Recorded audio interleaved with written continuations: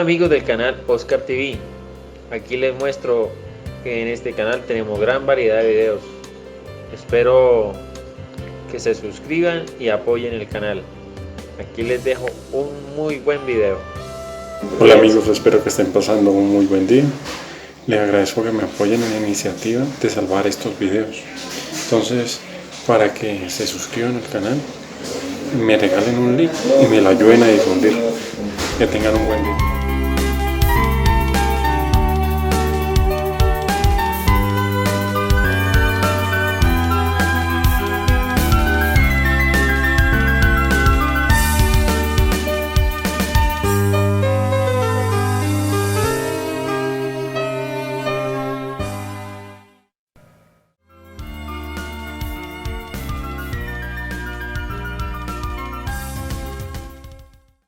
Buenas noches, les damos la bienvenida a su programa Un Café con Galat.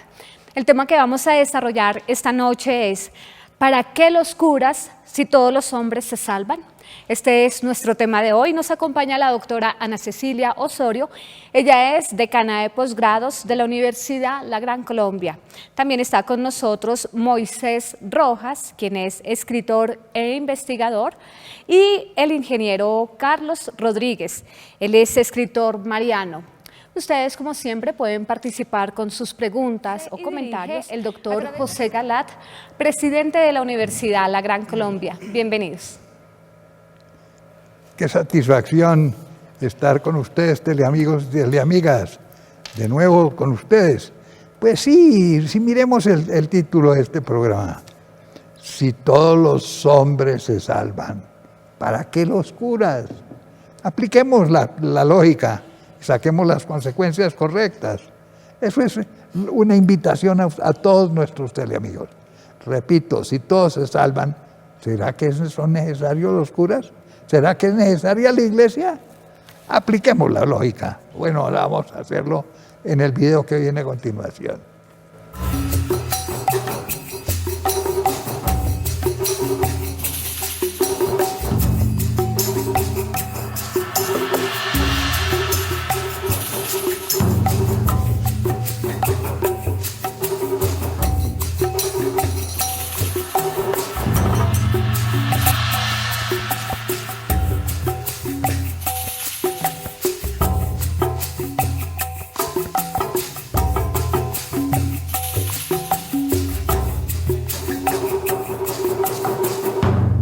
¿Para qué los curas si todos los hombres se salvan?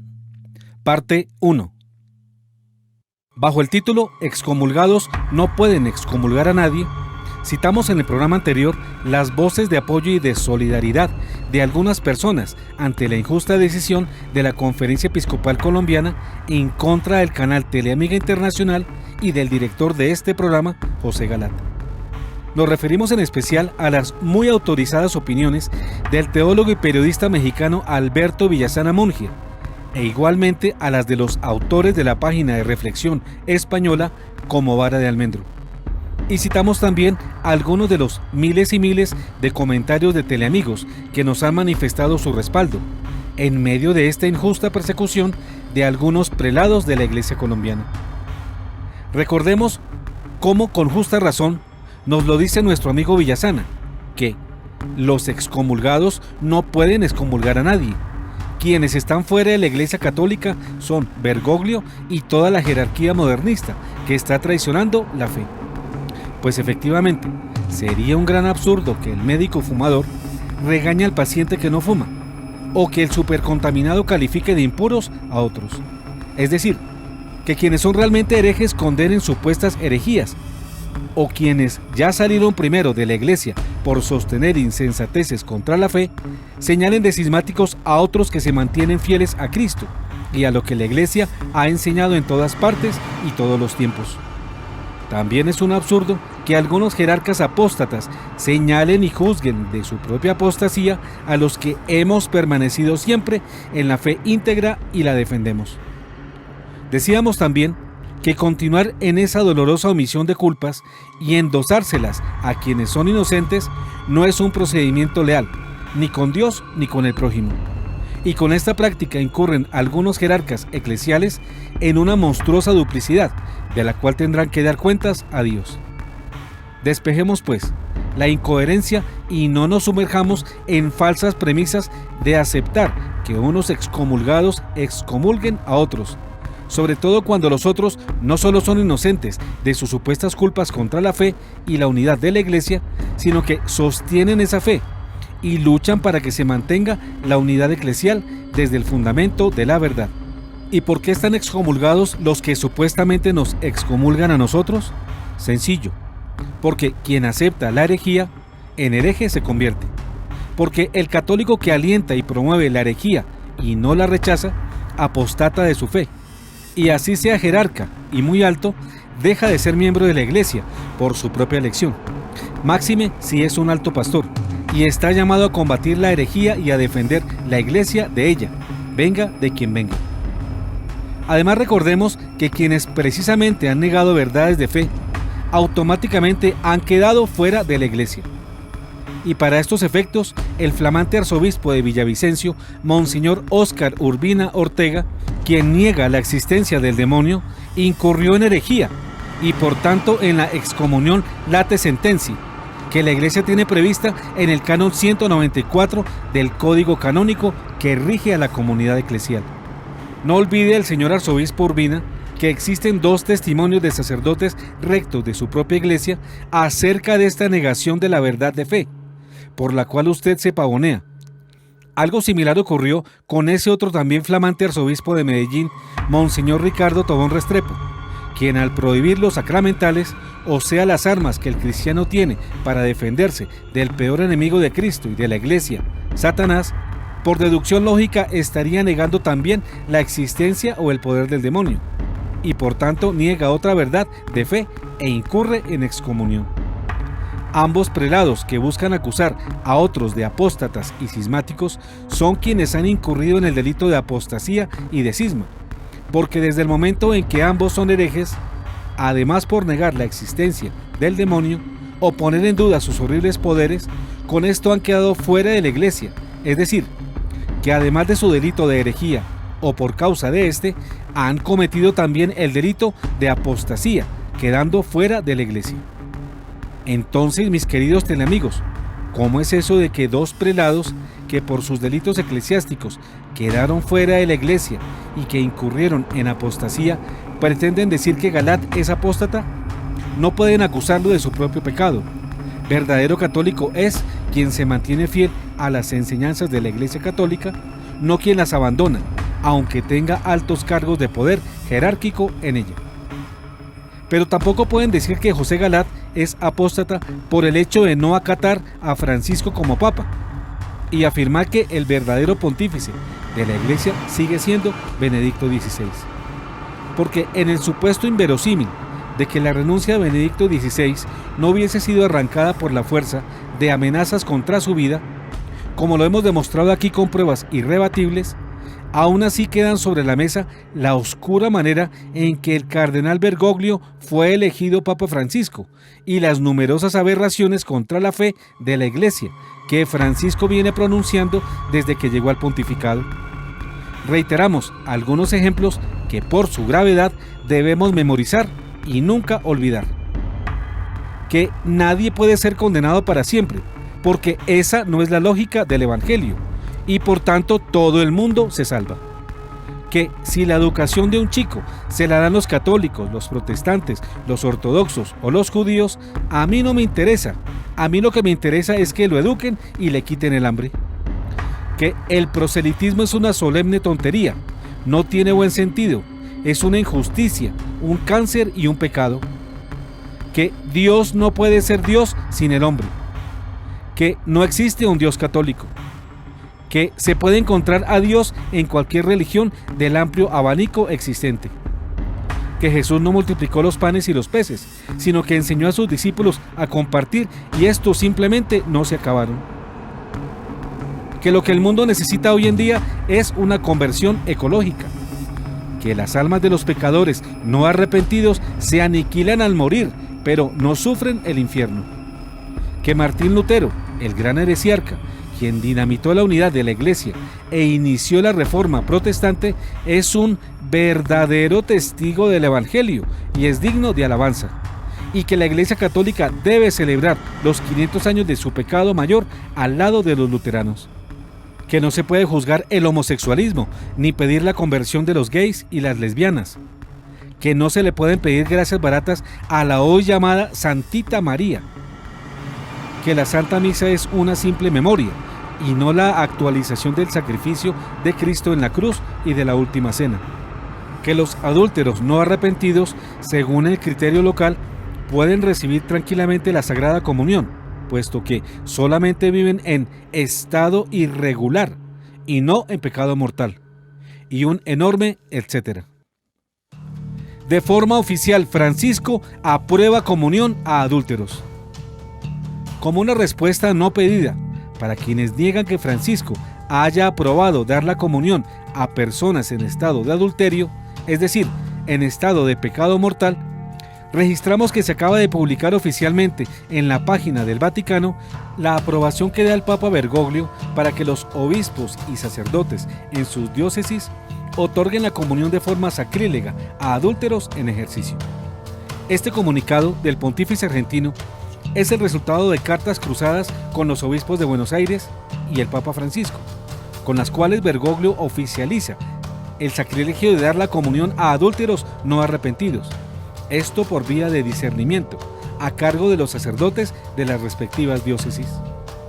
Qué gran tristeza saber que ya es oficial este esperpento en contra del sacramento mayor de la Eucaristía, con el que Bergoglio autoriza dar la Sagrada Comunión a personas que se hallan en muy grave estado de pecado mortal.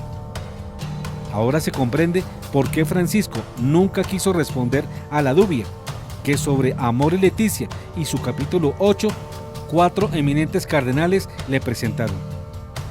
Ante esta siniestra confirmación, los demás obispos del mundo entero aceptarán esta monstruosidad y tratarán de imponérnosla a nosotros, o se solidarizarán con la errática posición de los prelados de Buenos Aires. ¿Es que acaso a las directivas del episcopado colombiano no le dice nada esta monstruosidad en contra de la Eucaristía y la interminable lista de herejías de quien figura como pontífice? ¿Será que hay que acatarlas? ¿Será que hay que tragarnos esos sapos? ¿Será que hay que pedir que nos sigan dando más batracios? No, señores obispos, no se traguen ustedes mismos esos horribles animales y no obliguen al rebaño a tragárselos. Su deber, señores obispos, es dar a las ovejas pastos buenos y frescos y no hierbas envenenadas. Ante este impresionante listado de insensateces del supuesto Papa Francisco y muchas más que no hemos mencionado, es muy importante reconocer, por ejemplo, la declaración de un pontífice, ese sí santo y sabio, San Pío X, en su encíclica Lucunda Sane, en la cual nos manifiesta que ningún hombre de la Iglesia tiene el poder legítimo para modificar el depósito de la fe. Óigase bien, repetimos, ningún hombre de la Iglesia tiene el poder legítimo para modificar el depósito de la fe. Y agrega el pontífice, algunos quieren que la Iglesia deje de ser la voz de Dios, para ser un eco de lo que el mundo quiere escuchar. Pero ese eco no será nunca la voz de la Iglesia, porque quienes esto propongan sean quienes lo hicieren en nombre de una autoridad desviada de su fin. La verdad es única y no puede dividirse, permanece eterna sin doblegarse a los tiempos, porque Jesucristo es el mismo ayer, hoy y siempre, como lo dice San Pablo en Hebreos 13:8. Hasta aquí San Pío X. Entendamos pues que cuando Francisco enseña ese sartal de ideas inconexas e insensatas, contrarias a las verdades de la fe, con el propósito de hacer a la Iglesia amiga del mundo, lo que hace en realidad es traicionarla y hacerla enemiga de Dios. Ya lo manifestó así el apóstol Santiago en 4:4 al afirmar: ¿no saben acaso que haciéndose amigos del mundo se hacen enemigos de Dios? Porque el que quiere ser amigo del mundo se hace enemigo de Dios. Ya lo hemos dicho antes, que lo que procede no es adaptar la palabra de Dios a los antivalores corrompidos del mundo, como el aborto, la eutanasia, las relaciones entre personas del mismo sexo, la salvación de todos sin cumplir los mandamientos, etc. sino combatir estas posiciones erróneas y exigirle al mundo que acepte vivencialmente los valores eternos enseñados por Cristo. Se nos olvidaba que el secretario del Episcopado colombiano, Monseñor Elkin Fernando Álvarez, quien también firma el comunicado de dicho cuerpo colegiado, sin pudor alguno declaró a los medios de comunicación la existencia de una supuesta excomunión contra José Galat y al canal Teleamiga, cuando no ha mediado siquiera el debido proceso, por falta de juicio canónico, violando las prescripciones del Código de la Iglesia. Comete Monseñor Álvarez prevaricato al prejuzgar de la manera como lo hizo. De igual forma, procedió Monseñor Pedro Mercado, presidente del Tribunal Eclesiástico de Bogotá, quien se anticipó a dictar sentencia pública sin conocer el asunto, sin ver las pruebas y los alegatos concernientes, puesto que aún no existen, es decir, prevaricando igualmente, sin actuar en derecho. En un acto de imprudencia y abuso de poder formidables, estos dos prelados hicieron públicas declaraciones irresponsables, condenándonos ante la opinión pública sin juicio previo. Y eso que uno es secretario ejecutivo de la Conferencia Episcopal de Colombia y el otro es presidente de un tribunal de justicia canónico. Ya es claro que estas acciones de estos prelados solo buscaron dañar la imagen y credibilidad de nuestro canal Teleamiga Internacional y la mía propia, pues al hacer públicas sus irresponsables opiniones, la gente considera ahora cosa juzgada lo que no es sino una campaña publicitaria en contra de quienes vienen haciendo serias denuncias acerca del falso papado de Francisco próximo a arribar a Colombia, con lo que se busca retirar del camino el obstáculo que pudiera ensombrecer la campaña del pontífice argentino por tierras colombianas. Campaña ensombrecida como en efecto ha ocurrido, pero no por obra nuestra, sino por la manera autoritaria, ilegal y torpe de proceder de la Conferencia Episcopal de Colombia en contra de nosotros, como ya lo han sabido registrar millones de fieles en Colombia y en muchos otros países del mundo, a donde llegaron estas escandalosas acciones del clero colombiano.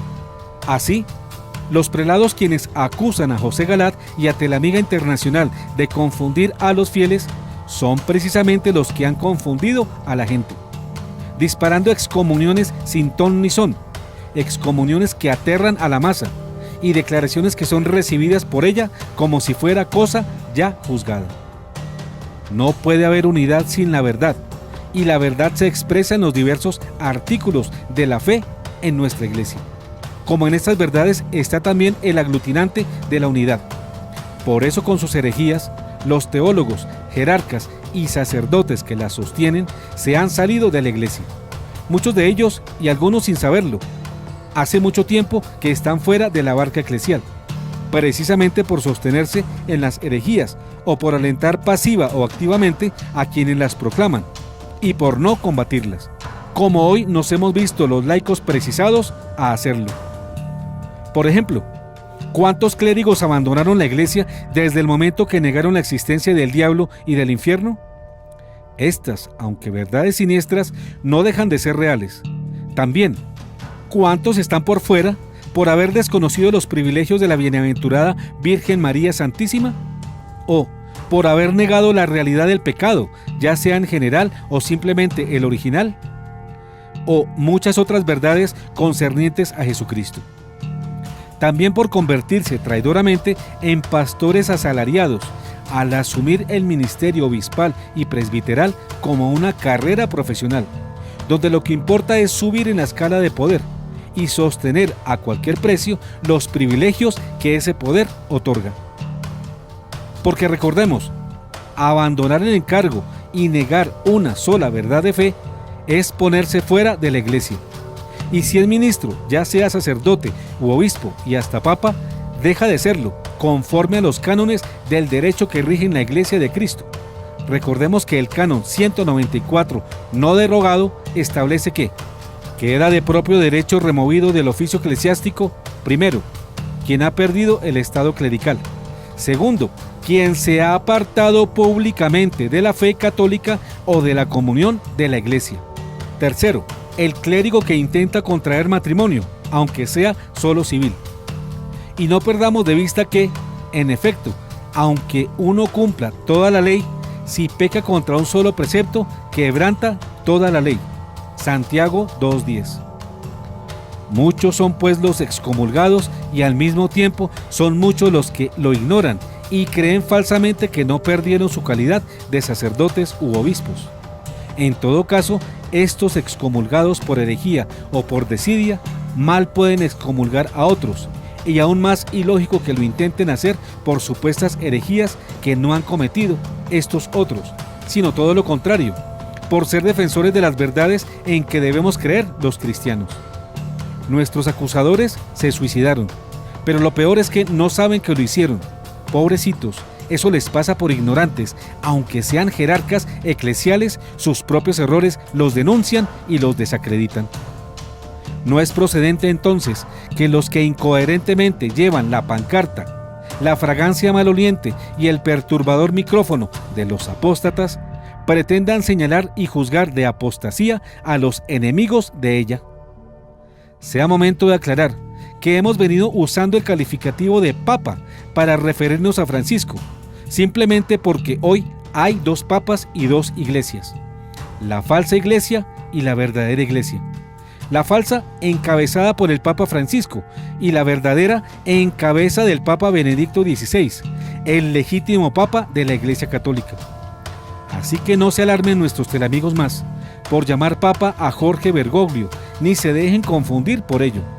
Es un hecho incluso profetizado la existencia de 2 papas en la recta final de los tiempos. Y comprendan ahora que Jorge Mario Bergoglio Sívori, nacido en Buenos Aires, Argentina, es quien, en efecto, lidera la falsa, modernizada y reformada Iglesia Nueva, que no puede jamás ser llamada católica. Iglesia que va pronto a ser la Iglesia Universal, tan anunciada, donde todos los credos, por un falso ecumenismo, se hermanen y rindan culto final al anticristo.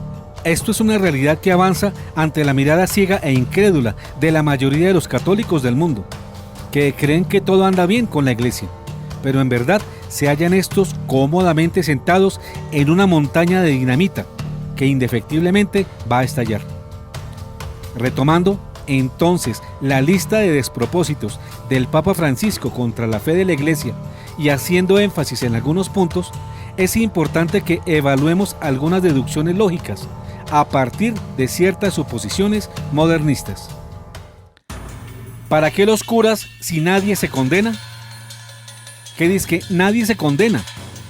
Si nadie se condena y todos se salvan, hagan lo que hagan, digan lo que digan, o mejor, dejen de hacer lo que deben hacer, o hasta hagan lo contrario a lo que están obligados a hacer, entonces preguntamos, ¿serán necesarios los sacerdotes y la jerarquía? ¿No es apenas lógico pensar que si no hay enfermedad o si las enfermedades no tienen consecuencias trágicas en la vida de las personas, ¿acaso necesitarán de médicos espirituales? ¿Para qué los curas si no existe el pecado?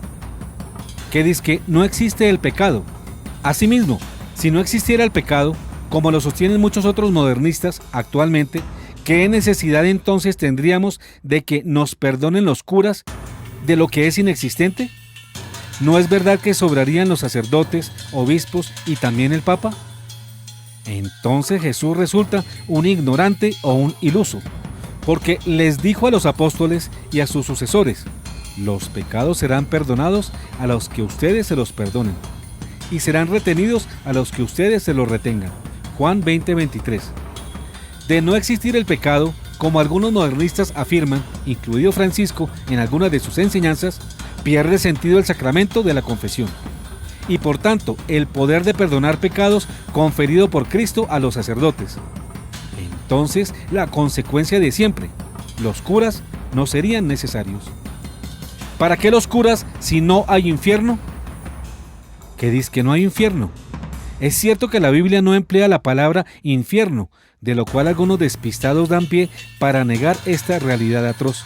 Pero no es menos cierto que la palabra de Dios nos describe la realidad de este tormento inacabable, utilizando las expresiones fuego eterno, lago de fuego, estanque de azufre ardiente, segunda muerte, etc. Pero los modernistas, inflando de manera imprudente la misericordia de Dios e ignorando su justicia y pasando por alto que en el juicio de cada uno Él paga según el bien o el mal que se ha hecho, insisten en eliminar el lugar del castigo, que es el imperio del demonio, llamado infierno. He aquí algunos textos bíblicos que soportan esta siniestra pero innegable realidad. Mateo 25:10. Aléjense de mí, malditos, vayan al fuego eterno que fue preparado para el demonio y sus ángeles. Apocalipsis 21:8. Pero los cobardes, los incrédulos, los depravados, los asesinos, los lujuriosos, los hechiceros, los idólatras y todos los falsos tendrán su herencia en el estanque de azufre ardiente, que es la segunda muerte. Apocalipsis 20:10. Y el diablo que los engañaba fue arrojado al lago de fuego y azufre, donde también están la bestia y el falso profeta, y serán atormentados día y noche por los siglos de los siglos. Mateo 25:46. Y estos irán al castigo eterno, pero los justos a la vida eterna. Fuego eterno significa castigo eterno. Si el infierno no existiera, entonces, ¿para qué los curas? Si finalmente su misión es guiar a las personas para que se salven y no acumulen culpas que les hagan acreedoras del castigo eterno, pero si no existiera este castigo, o si las almas de los pecadores no arrepentidos se aniquilan al morir, como lo sostienen algunos modernistas y el Papa Francisco a la cabeza, entonces los curas, los obispos y hasta el Papa sobran, y su pastoreo no tiene ningún objeto. Otros curas dicen que el infierno existe, pero que consiste en los sufrimientos que padecemos aquí en la tierra. Respecto a esto, aunque es cierto que muchos de los condenados comienzan el sufrimiento desde aquí, estos sufrimientos anticipados son la cuota inicial del futuro que les espera, y no son nada en comparación de lo que vendrá en el más allá. El infierno es una realidad, y aunque cruel, no se adelanta del todo en vida. Hace parte de la disyuntiva planteada por Dios, en la que te salvas o te condenas.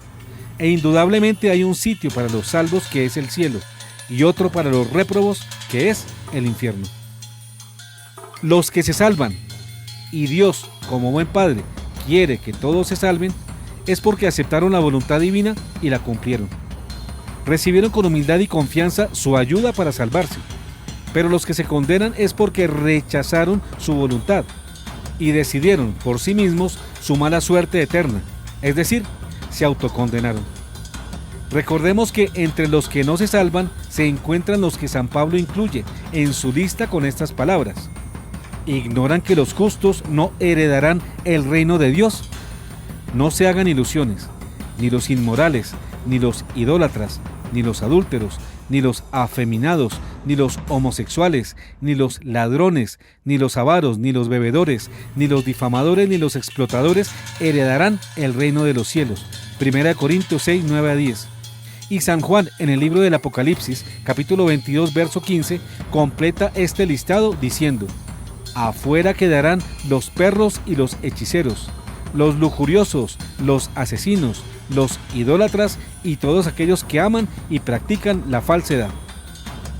Entonces, ¿cómo es que el Papa Francisco y muchos otros teólogos y prelados engañan gravemente a las ovejas del rebaño diciéndoles que dizque la lógica del Evangelio es que nadie se condena y que todos se salvan?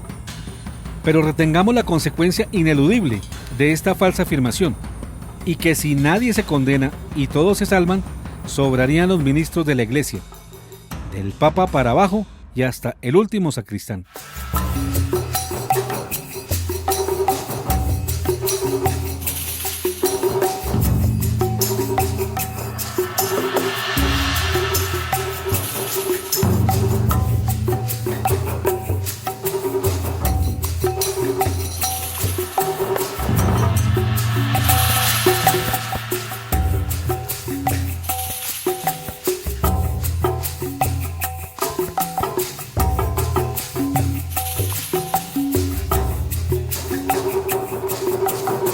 ¿Para qué los curas si todos los hombres se salvan?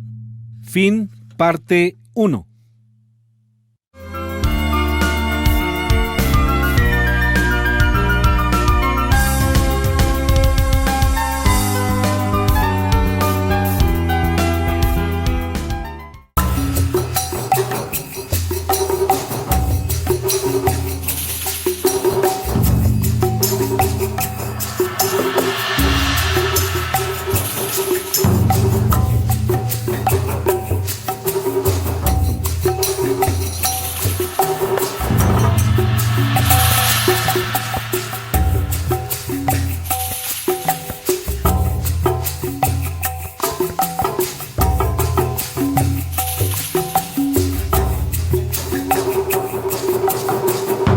¿Para qué los curas si todos los hombres se salvan? Parte 2. ¿Para qué los obispos si no existe el diablo? ¿Qué dice que no hay diablo? Teniendo en cuenta que algunos teólogos y prelados modernistas niegan la existencia del infierno, pero no del diablo, otros sí aprueban el lugar de castigo, pero no al dueño y señor de ese lugar, que es el diablo. Y hay un tercer grupo que niegan ambas cosas. El panorama así se complica, y se complica en contra de todos estos insensatos negadores.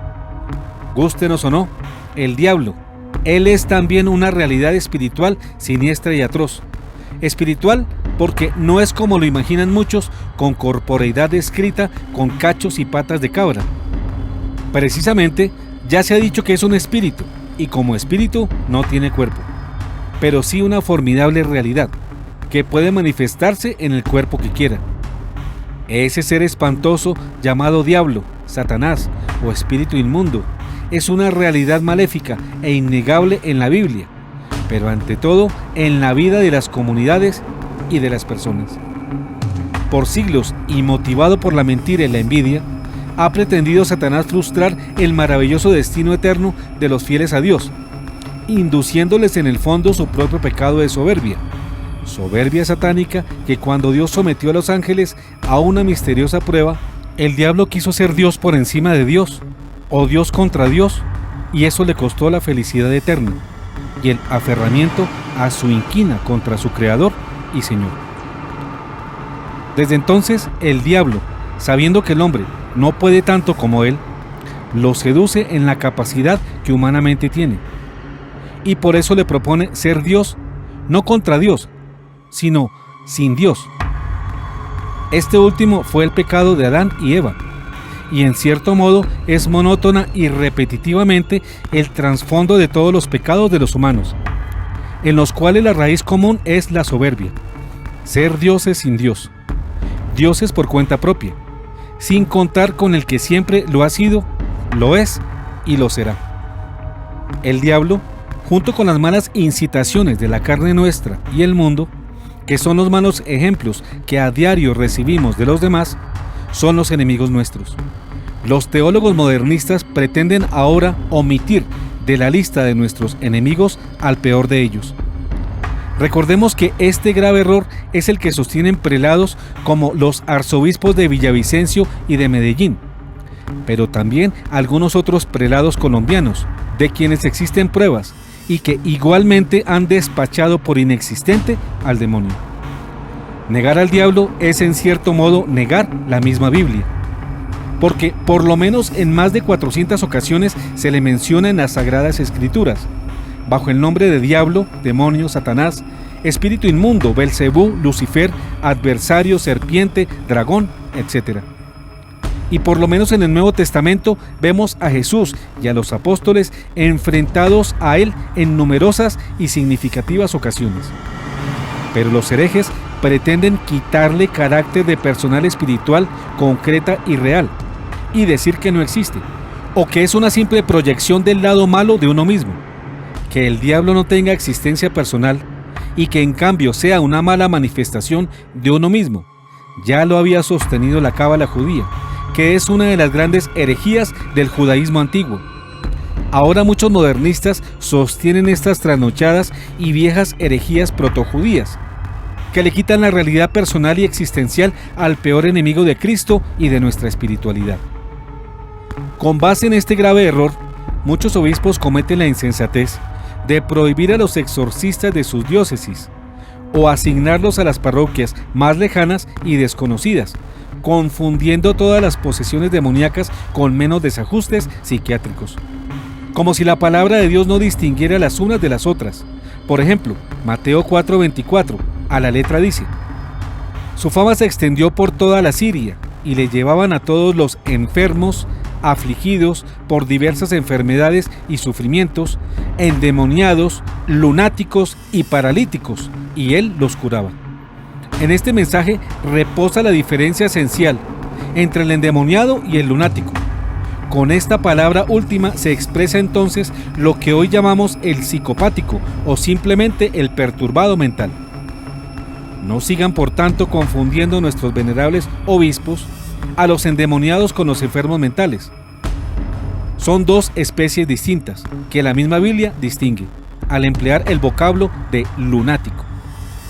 La palabra de Dios en varios pasajes distingue continuamente y con claridad los enfermos mentales de los posesos y en general de los embromados por el demonio. Así, por ejemplo, el evangelista Mateo hace diferencia en el capítulo 8:16 al decir: al atardecer le llevaron muchos endemoniados y él con su palabra expulsó a los espíritus y curó a todos los que estaban enfermos. Nótese claramente la I disyuntiva que separa el hecho de expulsar espíritus del de curar enfermos. Recordemos aquí nuevamente cómo el presidente y vicepresidente de la Conferencia Episcopal de Colombia son dos de esos arzobispos que no creen en la existencia real del demonio.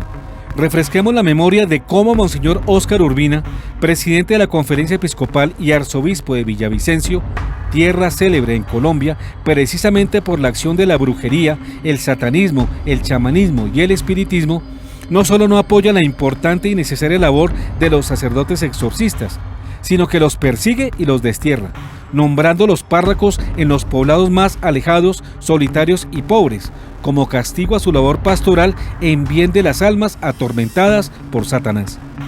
También recordemos cómo el vicepresidente de la Conferencia Episcopal de Colombia y arzobispo de Medellín, Monseñor Ricardo Tobón, ha prohibido en su territorio y en diócesis sufragáneas el uso de los valiosos sacramentales, armas reales con las cuales el pueblo puede defenderse del demonio, dejándolos a merced de esas fuerzas en las que el obispo no cree. El arzobispo Tobón Villegas deja así a las ovejas inermes frente al peor enemigo de sus almas, al prohibir la bendición y el uso del agua, el aceite y la sal exorcizados.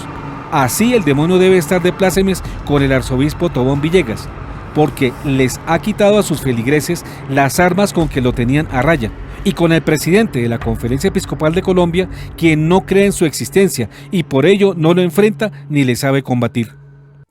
Negada una verdad de fe, negadas todas.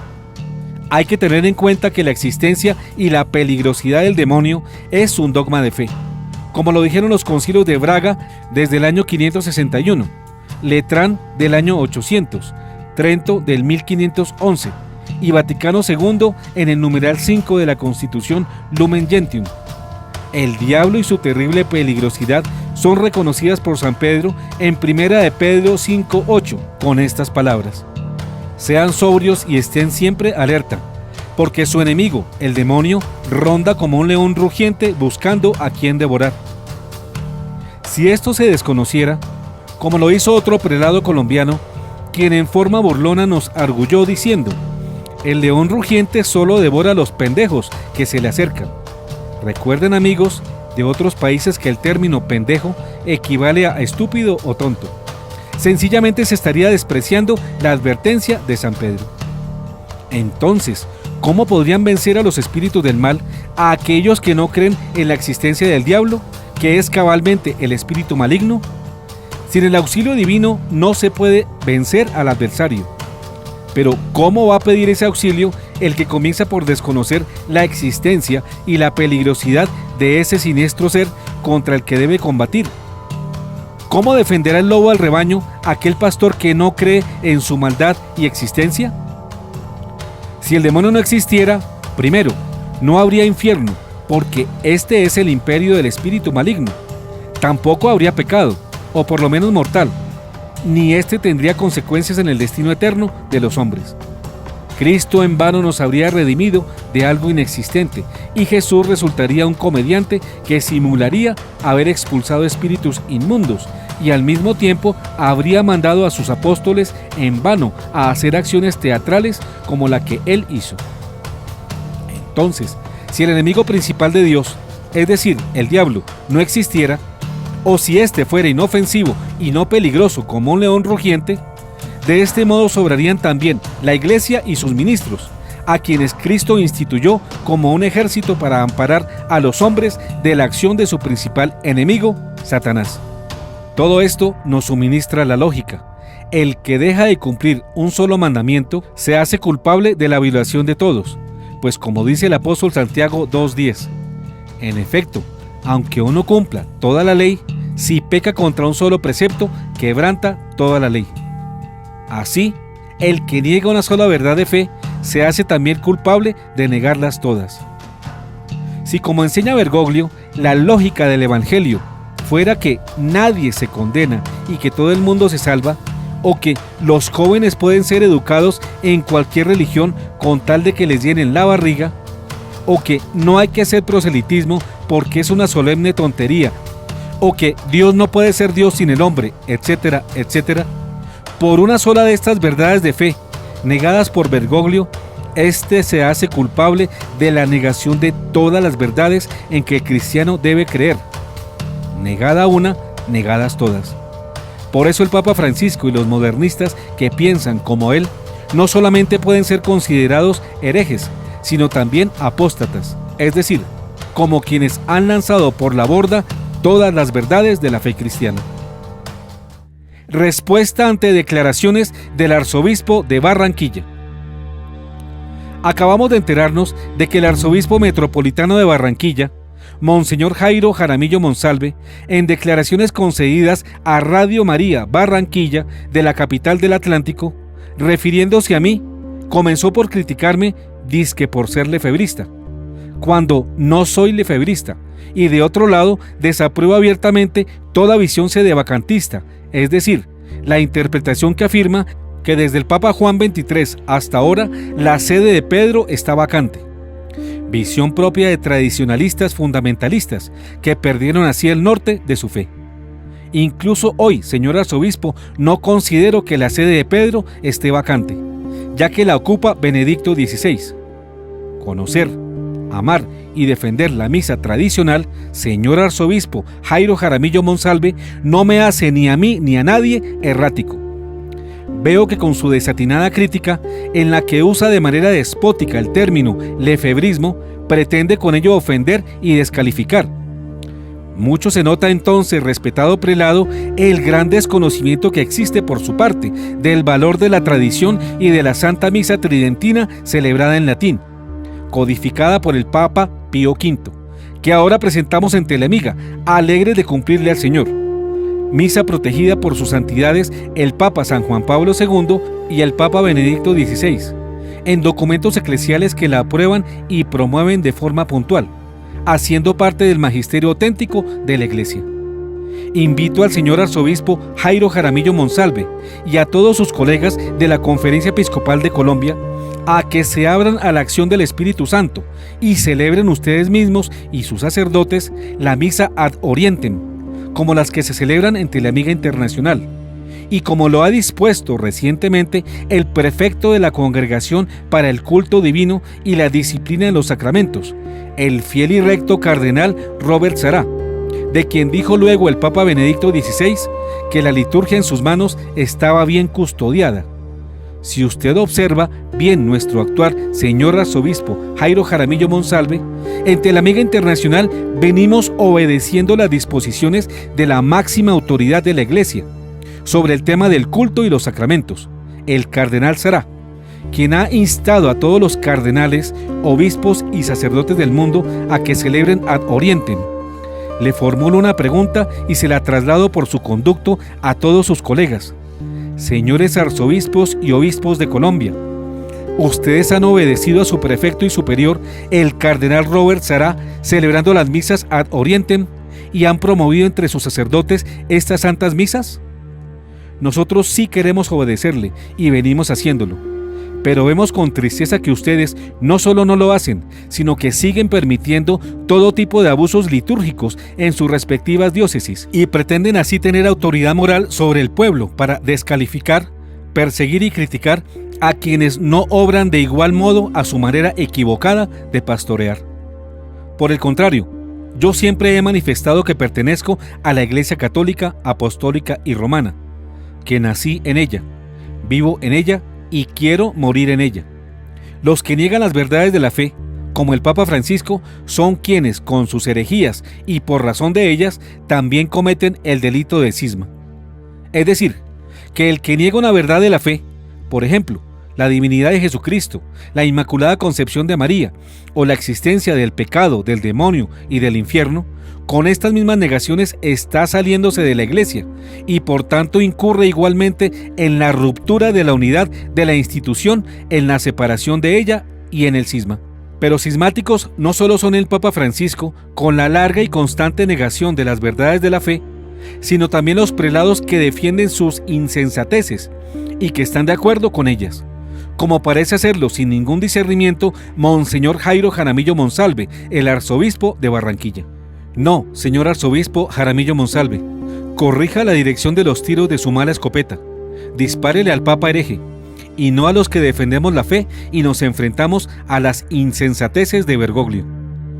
No se le olvide, Monseñor Jaramillo, que ya San Atanasio, esa figura tan importante de la Iglesia en otro tiempo, hubo que enfrentar al 95% del episcopado, que había caído junto con el emperador y hasta el Papa en la horrenda herejía del arrianismo, que negaba la divinidad de Jesucristo y de su Santo Espíritu. Y aunque no soy San Atanasio, ni pretendo igualarme a semejante egregia figura de nuestra fe, sí pertenezco al pequeño número de fieles que hoy no se han dejado seducir por la herejía y el modernismo. Y junto a otros creyentes en todo el mundo, no me he movido ni me moveré del camino recto de la fe. Usted tristemente parece estar en ese nuevo 95% que aprueba sin reproches las insensateces del Papa Francisco, y aunque una gran investidura de poder le acompañe, de nada le ha servido en estos momentos, pues ha desviado el sendero de la fe, al coadyuvar tanta insensatez y mentira contra el Evangelio, la tradición, el dogma y el magisterio, al apoyar irrestrictamente, sin crítica alguna conocida, las herejías del pontificado de Jorge Bergoglio. Pero yo espero que ese gran santo y prelado que fue su pariente, el ilustre y preclaro Monseñor Alfonso Uribe Jaramillo, y quien lo preconizó a usted episcopalmente, algún día le ilumine el camino de la verdad y de la verdadera fidelidad, que no es a sus colegas del episcopado colombiano, sino al Señor de todos, a Cristo. Aprovecho la ocasión para reiterar a todos los obispos de Colombia la súplica de todos los fieles colombianos hecha por medio mío el 9 de marzo de 2017, para que a ejemplo de Monseñor Rigoberto Corredor Bermúdez, obispo de la diócesis de Pereira, ustedes se pronuncien con total claridad y den directivas pastorales que no permitan que en sus diócesis se les dé a los divorciados vueltos a casar sin arrepentimiento la Sagrada Comunión en estado de pecado mortal, y dirijan a todos sus sacerdotes claras órdenes para que este atropello contra la Sagrada Eucaristía no se cometa. Que la proyectada visita del Papa Bergoglio a Colombia no se traduzca en que ustedes, señores obispos, descuiden este punto vital y terminen aceptando la orden papal que ya autoriza dar la comunión a pecadores en estado de pecado mortal, en Alemania, Bélgica, Italia, Filipinas y Argentina. El cielo y nosotros estaremos muy atentos a sus directivas pastorales en procura de la defensa del sacramento mayor, la Santa Eucaristía, también en defensa del matrimonio y del orden sacerdotal. Visita de Francisco a Colombia. Francisco proyecta una visita a Colombia, y hemos dicho al estilo de los italianos, quienes en reciente encuesta por mayoría se han mostrado contrarios a Francisco, que su presencia es non grata en nuestro país. ¿Qué grata puede ser la visita de un populista que prefiere el halago de las multitudes a defender la verdad del Evangelio? Hablamos del populismo de Bergoglio y muchos se desconcertarán. Pero comencemos por recordar que cuando en Colombia se discutía el último plebiscito con miras a aprobar o rechazar el acuerdo con la guerrilla de las FARC, el Papa Francisco dijo que solo vendría a Colombia si ganaba el sí, pero ganó el no. Entonces, ¿cómo es eso de que el Papa Francisco comienza por violar su propia palabra y aparece ahora en nuestro país? De entrada, esto ya es anómalo y comienza a mostrar a una persona que no se mantiene en lo que dice. Pero para él, un practicante del populismo, estas contradicciones no significan nada, porque su norma es ser logrero, aprovechándose de las circunstancias, usándolas de modo conveniente. Pues bien, el hecho es que se proyecta tener al Papa Francisco aquí, y la pregunta que nos hacemos es, ¿qué se seguirá después de su visita? si es que ésta se da, porque cuando un país es visitado por un falso profeta, por un demagogo de la fe, no puede anhelar bendiciones del Señor. Por el contrario, ¿será que la suerte que nos espera es la adversa fortuna? Varios eventos trágicos han tenido que padecer México, Portugal e Israel, luego de su visita a estos países. Pronto los días nos lo comprobarán, pero esperemos que estas proyectadas jornadas de visita a diferentes ciudades de Colombia no sean trágicas para la fe, la integridad y el bienestar de nuestra patria. Muchos nos reprochan que sin sentido nos hemos ensañado contra el pobre Papa Francisco, que dice que le tenemos odio visceral y que por eso le estamos criticando continuamente. Nada más contrario a la realidad. Nuestros motivos, y Dios los conoce, no están inspirados en el odio, sino en un amor auténtico por la Iglesia y por nuestros correligionarios, para que no pierdan la salvación eterna siguiendo las falsas enseñanzas que a diario emite el Papa Francisco. Frente a él, no solo valen las objeciones a sus torcidas interpretaciones de la palabra de Dios, de las cuales no nos cansaremos de hablar, ni en esta ni en otras emisiones de nuestro programa. Valen también las graves objeciones que tenemos sobre su ilegitimidad, tanto de su origen como del ejercicio de su magisterio. Francisco afrenta a la patrona de Colombia. No lo podíamos creer al leer la noticia, que la Virgen de Chiquinquirá sale de su santuario para recibir a Francisco a Bogotá. Algo impensable e inaceptable, cuando es él quien debe ir a Chiquinquirá, y de rodillas, cosa que poco hace, rendirle los homenajes que se deben a la Reina de cielos y de tierra, y patrona de Colombia, Nuestra Señora de Chiquinquirá. Esto es como si Nuestra Señora de Czestochowa, Nuestra Señora de Guadalupe o Nuestra Señora de Fátima hubieran tenido que ir al encuentro de Francisco cuando visitó Polonia, México o Portugal, por ejemplo. Pero este adefesio no ocurrió, porque sus obispos no lo permitieron, y no podía ocurrir porque el pueblo entero habría reclamado airado. Pero aquí nada pasó. ¿Cómo es que nuestras cabezas de la Conferencia Episcopal Colombiana, Monseñores Urbina, Tobón y nuestro cardenal Rubén Salazar Gómez, sí han permitido este atropello contra la Reina del Cielo y la Reina de Colombia? ¿Cómo es que el pueblo mariano de Colombia no ha reaccionado ante esta proyectada ofensa? Es cierto que el cuadro de la manifestación de la Virgen de Chiquinquirá sí ha peregrinado, pero nunca ha sido para recibir a nadie fuera de su santuario. Ha sido para bendecir nuestro territorio por diferentes motivos, pero para rendirse humilde a los pies de un hombre, jamás.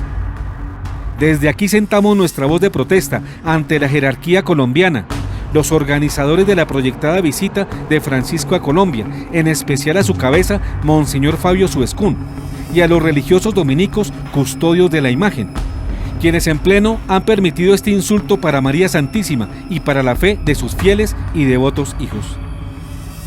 Francisco y su aversión a la Virgen María. Ave o Maria, piena di grazia, il Signore è con te. Tu sei benedetta fra le donne, e benedetto è il frutto del tuo seno, Gesù.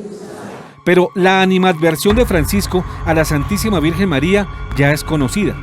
Su devoción mariana es aparente, ya que sus acciones en contra de la Virgen Santísima, en contra de su devoción y enseñanzas, ya es manifiesta. Aunque algunos crean que por llevarle rosas a algún altar, incluso de oro, esto ya lo hace fervoroso mariano.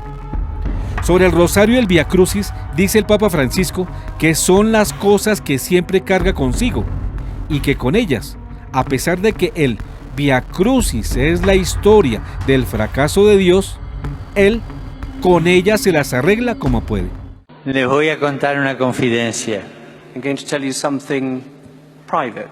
Yo en el bolsillo In my pocket, llevo siempre dos cosas. I always carry two things. Un rosario, Rosary, un rosario para rezar, to pray, y una cosa que parece extraña. something which seems odd. ¿Qué es esto? Y esto es la historia del fracaso de Dios. This here, in this item, is the history of God's failure. Es un via crucis, It's the way of the cross, pequeño via crucis. a small way of the cross. Sobre las apariciones marianas, Francisco las descalifica a todas, al decir de ellas que María no es un cartero o una jefa de correos que envía mensajes todos los días, cuando sabemos que ella sí envía mensajes todos los días, cuando al cielo le pluga hacerlo y cuando quiere usar a un instrumento para enviar mensajes urgentes al pueblo de Dios. Mensajes urgentes entre los cuales hay los que nos advierten de la aparición de un falso profeta o falso papa, que engañando a muchos los seducirá con el poder de Satanás para sacarlos de la verdadera iglesia y llevarlos finalmente a apostatar de su fe. Son miles las apariciones marianas y Francisco de un solo tajo pretende censurarlas a todas, pues ni siquiera cita, refiere o cree en las apariciones aprobadas por la iglesia. Incluso él enseña cosas contrarias a estas, como cuando en Fátima el pasado 13 de mayo de 2017 descalificó la aparición de la Salet, al negar la acción intercesora de María, quien en efecto detiene el brazo justiciero de Dios, al decir en esa ocasión equivocadamente: peregrinos con María. ¿Qué María? ¿La Virgen María del Evangelio, venerada por la Iglesia orante? ¿O más bien una María retratada por sensibilidades subjetivas, como deteniendo el brazo justiciero de Dios listo para castigar? Una María mejor que Cristo, considerado como juez implacable, más misericordiosa que el Cordero que se ha inmolado por nosotros. La Virgen María del Evangelio, venerada por la Iglesia orante, por sensibilidades subjetivas, o más bien una María retratada por sensibilidades subjetivas, deteniendo el brazo justiciero de Dios, listo para castigar. Una María mejor que Cristo, considerado como juez implacable, pero misericordiosa, que el Cordero que se ha inmolado por nosotros. De las apariciones de Medjugorje en Bosnia y Herzegovina, en viaje de regreso del centenario de Fátima, el Papa Bergoglio ataca esta importante y legítima aparición mariana y pretende sepultarla al decir de ella lo siguiente. Sobre las presuntas apariciones actuales, el informe tiene sus dudas.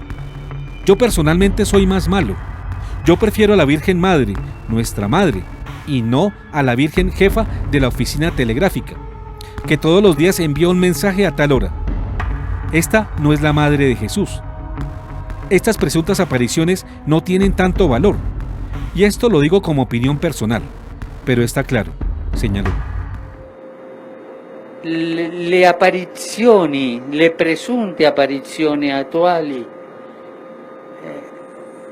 l'informe ha i suoi dubbi. Io personalmente sono più cattivo. Io preferisco la Madonna Madre, nostra Madre, e non la Madonna capo di ufficio telegrafico che tutti i giorni invia un messaggio a tal ora, e questa non è la mamma di Gesù. E queste presunte apparizioni non hanno tanto valore. E questo lo dico come opinione personale, ma è chiaro. A chi pensa che la Madonna diceva: venite che domani a tal ora dirò un messaggio a quel veggente. No. Distinguono le due apparizioni. Aunque ya referimos en detalle la celebración del centenario por las apariciones en Fátima el pasado 13 de mayo en Portugal, presidida por Francisco en nuestro programa llamado Francisco desautoriza a la Virgen en Fátima del 24 de mayo de 2017, recordamos de nuevo la misa de corte masón que celebró Francisco el 13 de mayo, en conmemoración de los 100 años de las apariciones allí y por la canonización de los dos pastorcitos, Jacinta y Francisco. y también una de sus varias expresiones de la noche del 12, con las que el Papa Bergoglio desautorizó a la Virgen María en su propia casa de Fátima y denunció veladamente una supuesta malentendida devoción de los católicos hacia ella al decir: peregrinos con María. ¿Qué María? Una maestra de vida espiritual, la primera que siguió a Cristo por el camino estrecho de la cruz, dejándonos ejemplo, o más bien una señora inalcanzable y por tanto inimitable. Peregrinos con María. ¿Qué María? La bienaventurada porque ha creído, siempre y en todo momento, en la palabra divina, o más bien una santita a la que se acude para conseguir gracias baratas. Peregrinos con María. Peregrinos con María. ¿Cuál María? ¿Qué María? Una maestra de vida espiritual. Una maestra de vida espiritual. La primera que siguió a Cristo por el camino estrecho de la cruz, dándonos el ejemplo. Una señora inatingibile. Una señora inalcanzable y por lo tanto inimitable. La bienaventurada. Porque ella ha creído siempre, en todas las circunstancias, en la palabra divina. O más bien, una santita a la que se acude para conseguir gracias baratas. En marzo de 2015, previo a la visita de Francisco a México, Televisa entrevista al Papa Bergoglio. En esa ocasión, ante la pregunta de la periodista Valentina Alascari, el pontífice da una respuesta sorprendente y muy reveladora, en la que como una interpretación personal se expresa a la Virgen María de forma despectiva y la señala de manera irrespetuosa, y dice que ella es la responsable de los males del México actual, por los ataques del diablo en contra de esta nación a causa suya. La periodista corresponsal en el Vaticano le dice: creo que sería necesario un mensaje de aliento para que México, con los recursos que tiene, con los valores que tiene el pueblo, pueda salir un poco adelante, pueda tener esperanza, pueda pensar en la paz, en un futuro mejor. Ante lo cual Bergoglio responde: yo pienso que a México el diablo lo castiga con mucha bronca por esto. Señala con el dedo el cuadro de la Virgen de Guadalupe. Yo creo que el diablo no le perdona que ella haya mostrado ahí a su hijo. Interpretación mía. Esto es, los males de México son causados porque el diablo no les perdona a los mexicanos la aparición de la Virgen María. Luego entonces se deja de venerar a María, o su intercesión no es suficiente para detener al diablo que azota al país por causa de ella. ¿Qué dirán nuestros hermanos mexicanos? Pues a nosotros esas expresiones contra la emperatriz de América nos asustan. Yo pienso que a México el diablo lo castiga con mucha bronca por esto. Creo que el diablo no le perdona a México que ella haya mostrado ahí a su hijo. Una interpretación mía. Yo creo que el diablo le pasó la boleta histórica a México, ¿no? Y por eso todas estas cosas. Usted ve que en la historia siempre ha aparecido focos de conflicto graves, ¿no? Recordemos de paso cómo ante la patrona de México, ya de visita allí, Francisco se cae intempestivamente cuando va a saludar a una pequeña niña de beso.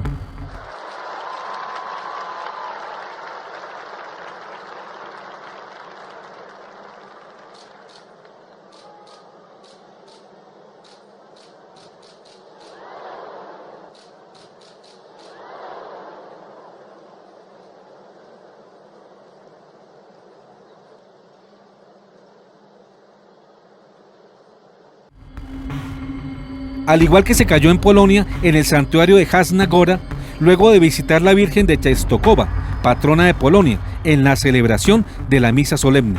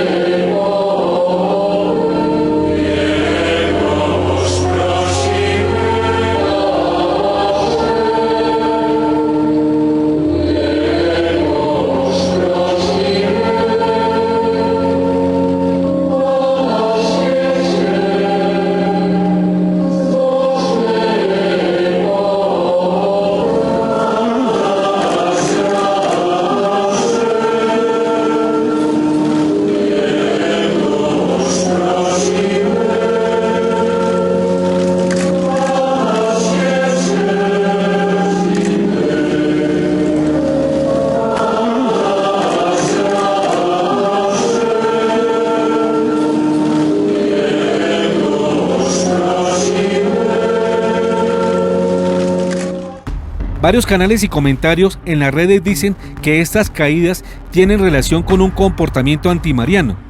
De igual forma nosotros así lo creemos. Falta ver si, llegado el caso que venga a Colombia, suceda algo parecido. Estaremos atentos.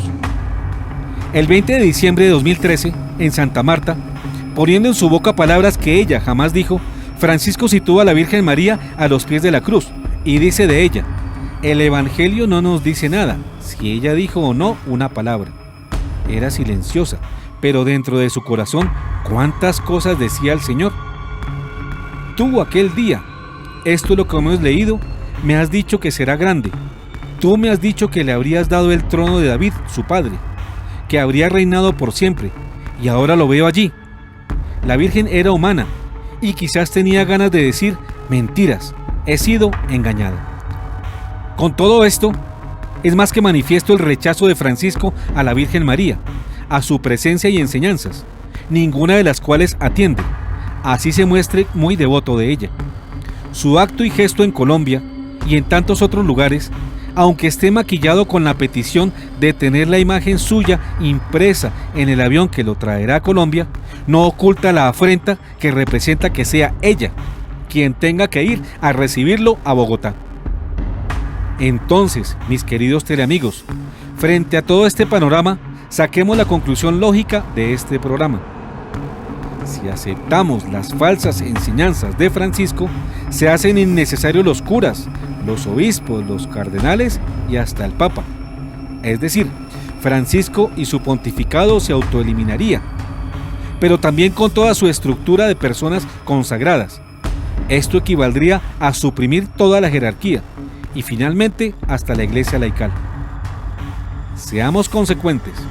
Si todo el mundo se salva y nadie se condena, si no existe el pecado, ni Satanás, ni el infierno, si entonces tampoco hubiera que hacer proselitismo, si el pan corporal es más importante que el alimento espiritual, si los adúlteros pueden recibir la comunión en pecado mortal, ¿a qué cuentos de iglesia? Pero, ¿un suicidio eclesial y colectivo es lo que busca Francisco? Si esto es lo que realmente pretende, y hacia allá vamos, ¿cómo es que nuestros curas y obispos no se han dado cuenta de ello? ¿Por qué permanecen en silencio? ¿Es que están dispuestos a ir como borregos sin conciencia al matadero? Definido está que fuera de la iglesia no hay salvación. Y claro que necesitamos tanto de la iglesia laical como de la iglesia jerárquica, de curas, de obispos, de cardenales y del Papa. Pero también, y ante todo, se necesita de la fe en Jesucristo y del cumplimiento de sus preceptos, del decálogo y de las bienaventuranzas. En una palabra, necesitamos de la fe íntegra y del magisterio auténtico de la iglesia. Todos estamos llamados a salvarnos, pero no todos se salvan, porque no todos aceptan el ofrecimiento redentor de nuestro Señor. Y es función de los ministros eclesiales orientar a los feligreses para que no se desvíen del camino señalado por el propio Cristo.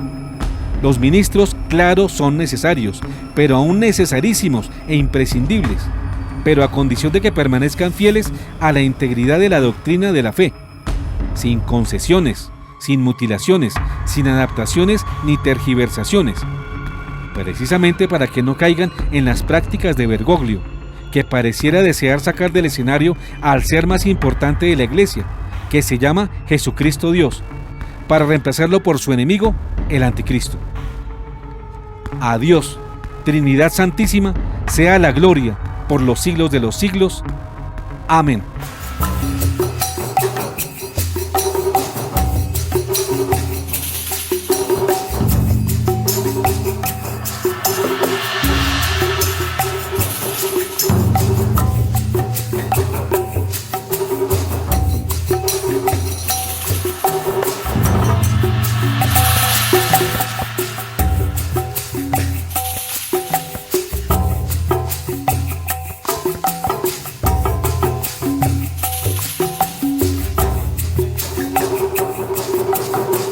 ¿Para qué los curas si todos los hombres se salvan? Fin.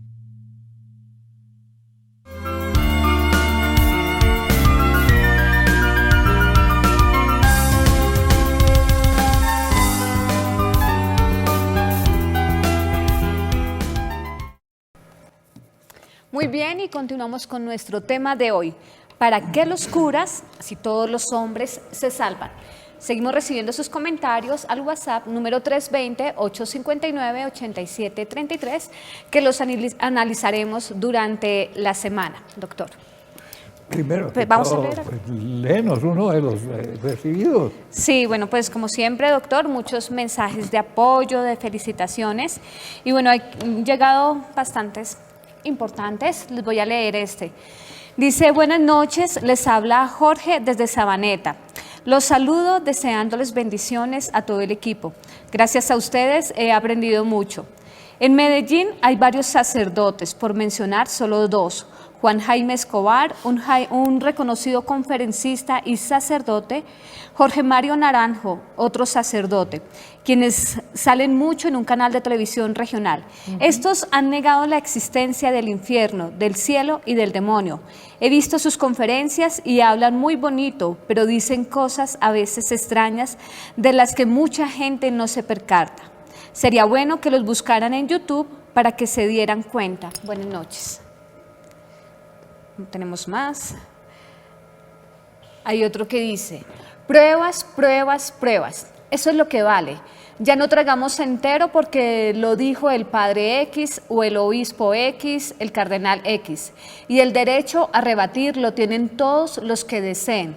Como lo ha dicho claramente Rafael Arango Rodríguez en sus programas de Teleamiga, pero no usan solo palabras, como el padre Núñez y muchos otros del clero. Y amenazan con excomunión y predican igualmente diciendo que no vean Teleamiga. Pero ¿por qué no lo dicen con pruebas? ¿Dónde están las falsedades en los videos de Teleamiga, abriéndole los ojos a los que no quieren ver? Nos tocó a los laicos defender a la verdadera Iglesia Católica. El cisma ya es un hecho. Ya verán que muy pronto se proclamará la misa ecuménica, concelebrada junto con judíos y protestantes, porque todos somos hijos de Dios y vamos a concelebrar en memoria del Señor como Él lo mandó. Y se dirá que no hay transubstanciación, sino consubstanciación, que es la tesis de Lutero sobre la Eucaristía, etc. Dios lo bendiga, doctor Galat, y a todo su equipo. Sigan luchando por la verdad, que es una sola. Bueno, Moisés, tu palabra. Sancho, los perros ladran. Significa que vamos cabalgando. Esto para significar que la alaraca que han formado los sacerdotes y los jerarcas aquí en Bogotá, en todas las parroquias, se está diciendo no vean a Teleamiga, porque es anticatólico. Y estoy de acuerdo con el mensaje que manda nuestro teleamigo. Pruebas. ¿Cuáles son las pruebas de nuestras herejías? Nosotros sí damos pruebas de las herejías de Bergoglio y de todos los subalternos. En la segunda de Juan,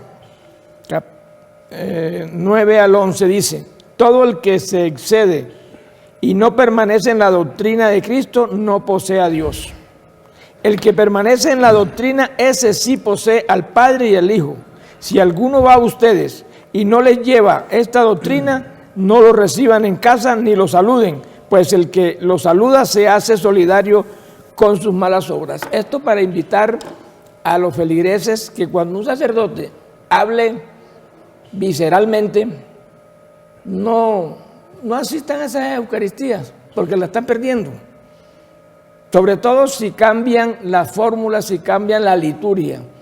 El Canon 846.1 dice, en la celebración de los sacramentos, el celebrante debe atenerse a lo que dice el libro sagrado. Por lo tanto, nadie cambie, agregue, ni añada, ni quite nada. Entonces, no le sigamos el juego a estos herejes. Sentemos una voz de protesta calmada, cristiana, no asistiendo a esas Eucaristías. Bueno, Carlos Eduardo, tu palabra. Bueno, yo creo que, como nos hemos dado cuenta, la polémica aquí en Colombia y en el mundo no gira alrededor de los errores doctrinales que el Papa Bergoglio tanto expresa, sino en la persona de él como figura que quiere ser la dominante en el mundo a nivel religioso y político.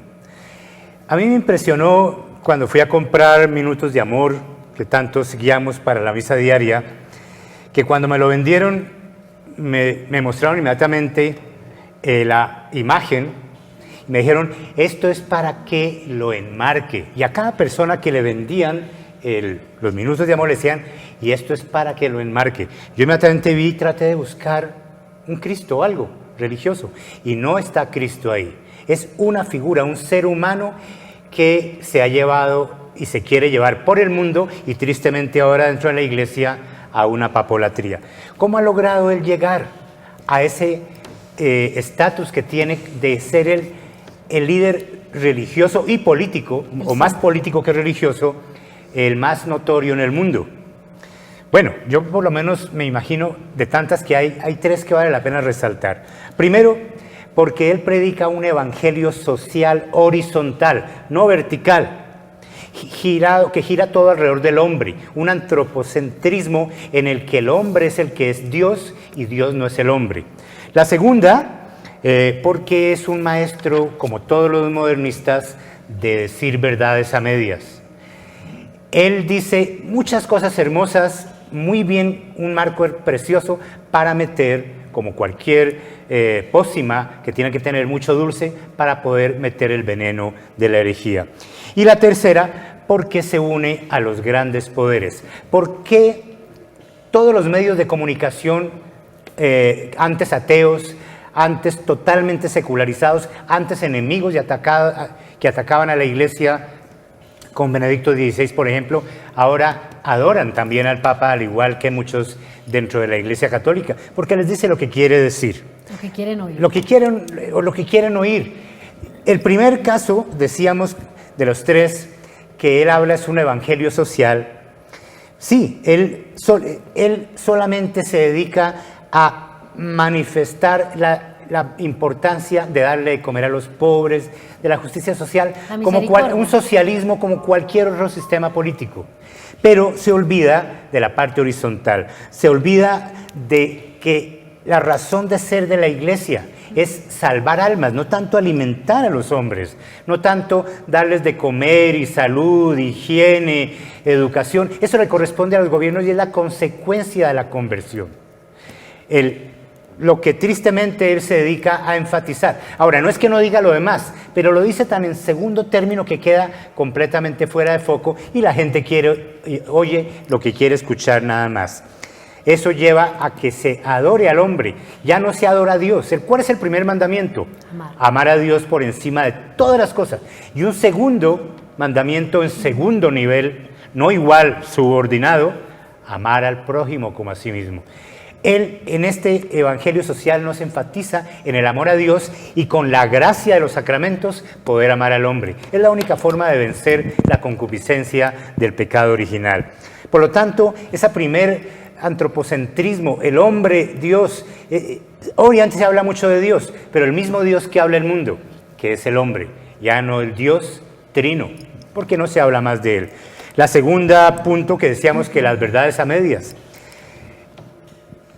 En la preparación que nos han dado para la llegada del Papa y lo que vamos a ver y veremos después en las evaluaciones, se habla más que todo de ese evangelio social. Ustedes no van a escuchar, lo van a escuchar tan en quinto lugar, la salvación de las almas, la razón de ser de la iglesia, con los sacramentos para vencer el pecado original, la necesidad de estar en gracia de Dios, con los sacramentos, con la confesión, con la conversión. Una vez convertidos es que obramos y cambiamos el mundo. No se puede cambiar el mundo porque todos sabemos lo que hay que hacer: darle comida a los pobres, justicia social, pero la naturaleza caída del hombre no lo permite sin la gracia de Dios. Por eso están cancelando cada día más la gracia sacramental de la Eucaristía y dentro de muy poco, tristemente, vamos a ver cambios de la misa como sacrificio y va a volverse simplemente un memorial. Obviamente pasando en términos, pasando por Eucaristía, que es, celebramos la Eucaristía en vez de celebrar el sacrificio, para Santa finalmente memoria. celebrar el memorial. Y definitivamente, y para concluir la tercera razón de las varias que hay por su popularidad, se refiere a que Él está unido a los grandes poderes del mundo. Tristemente, cada día es más evidente que Él está unido al plan masónico, al plan de la utopía masónica de crear un mundo de fraternidad, de igualdad, de libertad, pero no la cristiana, sino la masónica.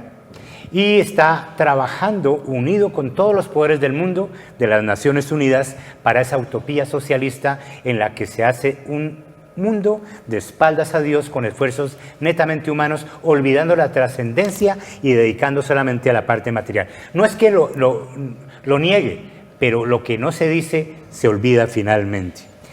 ¿Y cuál es el papel de los obispos acá? Tristemente se replica lo del Papa a nivel de sus subordinados.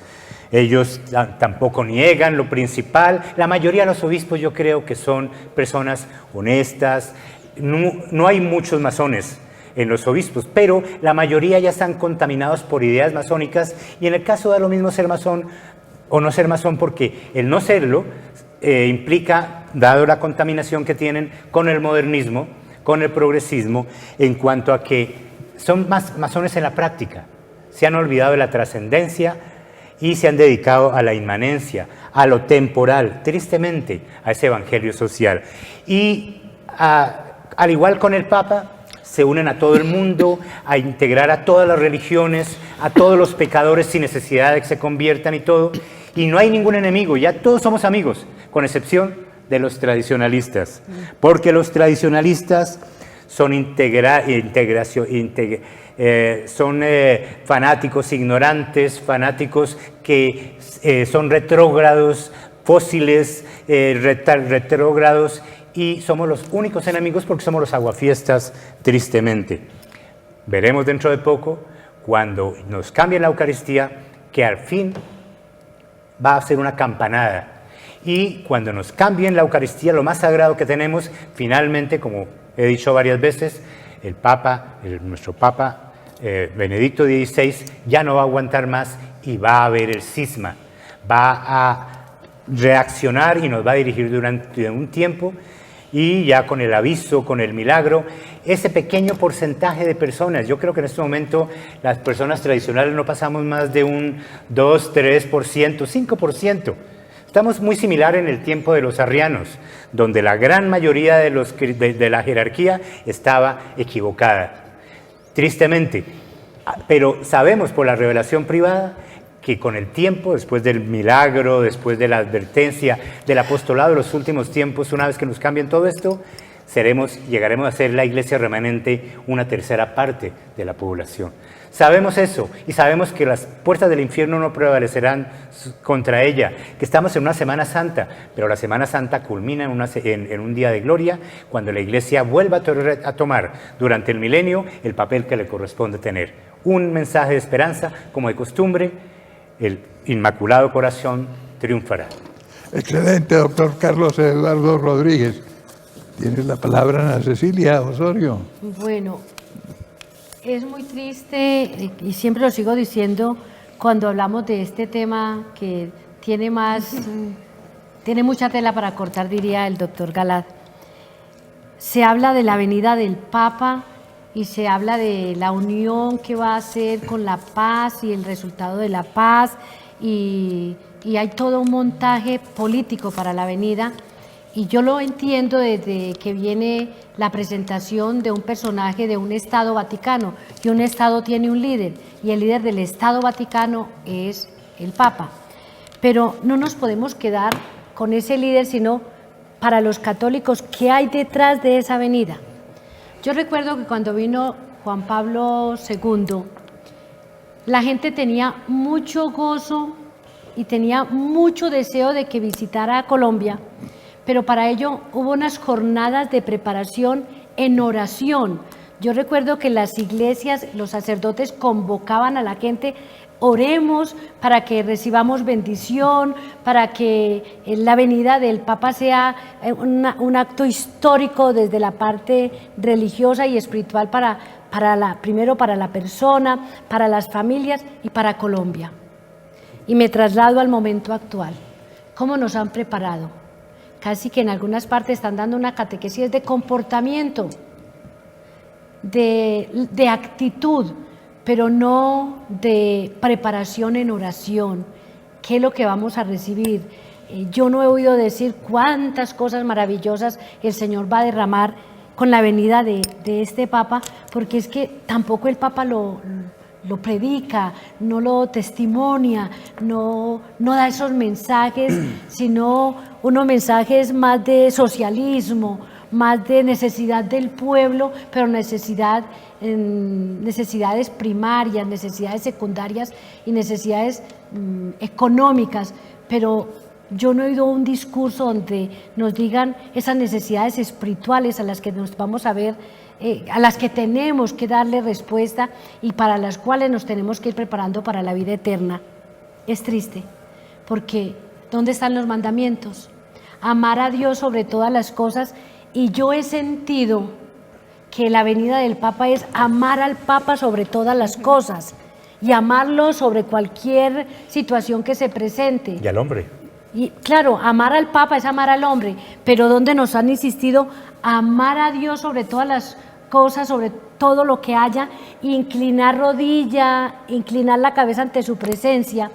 Y me da tanta tristeza saber que la Santísima Virgen tiene que desacomodarse, tiene que desinstalarse para salir a encontrar a Francisco, cuando lo que hace un hijo, cuando ve a la mamá, y ustedes lo ven en sus hogares, cuando el niño ve que usted llega, ¿qué hace el niño? Sale corriendo a encontrarse con usted para que no gaste tanto tiempo y no que el niño corre, se cae, se levanta y sigue corriendo.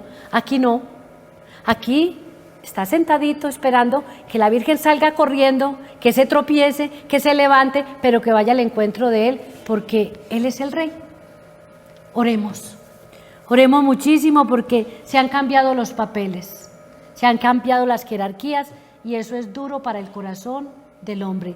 Si nosotros tenemos tristeza, ¿qué estará sintiendo la Santísima Virgen María? Pero claro, ella es humilde y va a hacer el papel de salir a saludar al Papa, pero nosotros que lo vemos, que lo sentimos y que le tenemos un profundo amor a la Santísima Virgen María, porque es un pueblo mariano.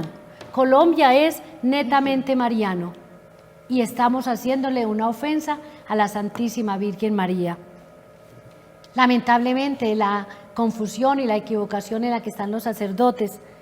Yo hace poco estuve en una Eucaristía y el sacerdote decía, contrario a lo que dicen, el Papa sí fue elegido legalmente, este sí es el Papa verdadero. Y bueno, decía unas cosas que dentro de mí pensaba, o lo estará diciendo porque tiene que cumplir o porque realmente lo siente. Pero si una u otra, ¿qué pasa con los que estamos escuchando y que le creemos al sacerdote? Por eso estamos como en la Torre de Babel. Muchas lenguas, muchas cosas se hablan y nadie las entiende. Oremos, queridos amigos, oremos a tiempo y a destiempo, preparémonos con mucha prudencia para esta visita y que sea lo que Dios tenga para el pueblo de Colombia. Y por último, aprovecho este instante de recordarles que ya muy pronto salimos para la peregrinación a Tierra Santa, en muy pocos días, nos quedan muy poquitos cupos. Si alguna persona todavía está interesada en hacer este viaje y acompañarnos, favor comunicarse al 315-601-3168. Recuerden, 315-601-3168. Y que Dios y la Virgen nos ampare en la visita del Papa. Ana Beatriz de Serra. Bueno, y pues mucha atención, estemos muy atentos, porque la palabra de Dios no la cambia nadie, ni siquiera el Papa. Esta palabra ha sido escrita para ayer, hoy y siempre, así que no se dejen engañar. Y pues cada vez es más difícil tener oración de sanación, de liberación. Esto va a ser, en un futuro va a ser totalmente prohibido, esto está muy difícil. Por eso quiero invitarlos, que pues por ahora podemos, a que asistan a unas jornadas de oración de sanación y liberación que realizaremos este fin de semana. Esto será semiprivado, son muy pocos cupos, así que estaremos en Fusagasugá este sábado 2 de septiembre en el Club del Comercio a las 9 de la mañana. El 3 de septiembre estaremos en el auditorio del Instituto Técnico Superior de Pereira y el 4 de septiembre estaremos en Cúcuta en el Hotel Bolívar. Como ya les dije, será algo semiprivado. Quienes deseen reservar su cupo lo pueden hacer a través del número 310-231-8544. Les repito, 310-231-8544 y no pierdan esta oportunidad. Los esperamos. Gracias, doctor. Bueno, desafortunadamente el tiempo es verdugo, y no me voy a demorar.